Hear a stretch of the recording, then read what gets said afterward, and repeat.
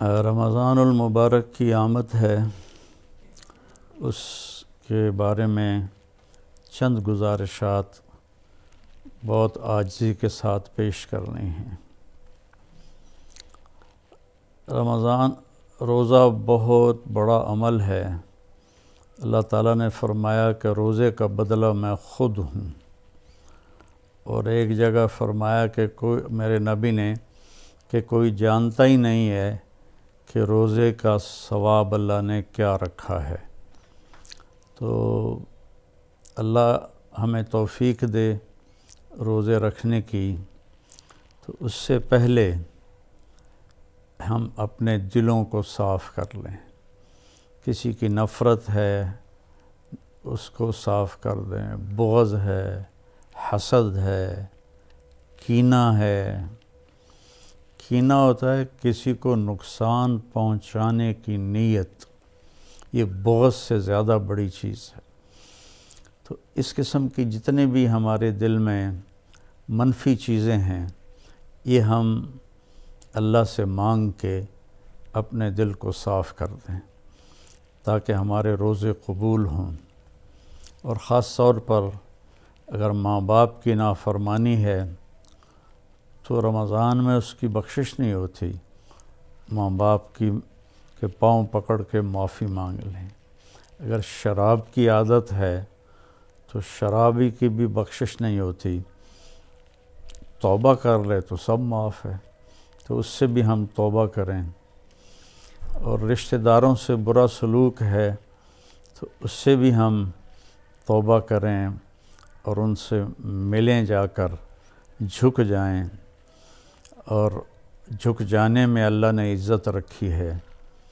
اور کسی کے بارے میں دل میں کینہ ہے، یعنی اس کو نقصان پہنچانے کی نیت اور ارادہ ہے، اس سے بھی توبہ کریں تو انشاءاللہ ہمارے روزے اللہ کی بارگاہ میں قبول ہوں گے۔ آخری رات اللہ فرماتے ہیں کہ دن کے روزے اور رات کے قیام کی وجہ سے میں نے ان کے سارے گناہ معاف کر دیے۔ اور اللہ تعالیٰ نے ہر امت پہ روزہ فرض کیا ہے۔ ہمارے لیے روزہ آسان کیا ہے کہ ہمارے لیے سحری بھی ہے اور ہمارے لیے افطاری بھی ہے۔ تو اہتمام سے ہم ان روزے رکھیں اور کوشش کریں کہ پیٹ بھر کے نہ کھائیں تاکہ جسمانی فائدہ بھی ہو، روحانی فائدہ بھی ہو۔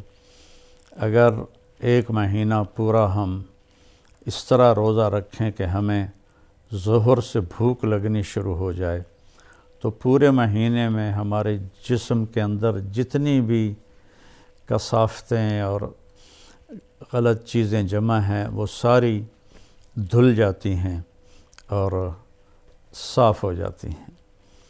تو رمضان کا مطلب ہے جل جانا۔ تو رمضان اور جل جانا اور روزہ، اس میں مناسبت یہ ہے کہ جوں انسان روزے رکھتا چلا جاتا ہے اللہ اس کے گناہوں کو جلاتا جاتا ہے، یہاں تک کہ آخری رات اس کے سارے گناہ جلا کے اسے پاک اور صاف کر دیتا ہے۔ تو ہم اپنے دلوں کو صاف کر کے لڑے ہوئے سے صلح کر لیں، معاف کر دیں۔ چند دن کی دنیا ہے، لڑائی جھگڑے کا موقع ہی کہاں ہے۔ چند صبحیں ہیں، چند شامیں ہیں، بہت سی بیت گئیں، تھوڑی باقی ہیں۔ بہادر شاہ ظفر رحمۃ اللہ علیہ کا شعر ہے، ان حسرتوں سے کہہ دو کہیں اور جا بسیں، اتنی جگہ کہاں ہے دل داغدار میں۔ تو دل داغدار میں اللہ کی محبت اور اللہ کے رسول کی محبت اور اللہ کے بندوں سے محبت اپنائیں تاکہ ہمارا ہر عمل قبول ہو اور اللہ تعالی ہم سے راضی ہو۔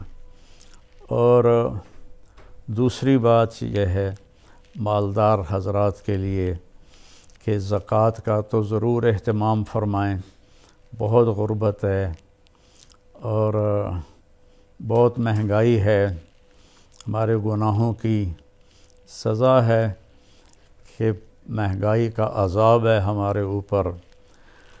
جو اللہ ہی ٹالے تو ٹالے، تو ہم سب اللہ کی بارگاہ میں توبہ کریں اور کھل کے مال خرچ کریں، زکوٰۃ بھی دیں، زکوٰۃ سے بڑھ کر بھی دیں، اور ڈھونڈ ڈھونڈ کر خاص طور پر ان لوگوں کو جو سوال نہیں کرتے اور گھر میں فاقہ ہے، انہیں تلاش کر کر کے ہم اپنا مال خرچ کریں کہ جو ہم نے خرچ کر دیا وہ ہمارا ہو گیا، جو ہم نے بچا کے جمع کر لیا وہ مرتے ہی پرایا ہو گیا، پتہ نہیں اولاد کا ہے یا کس کا ہے۔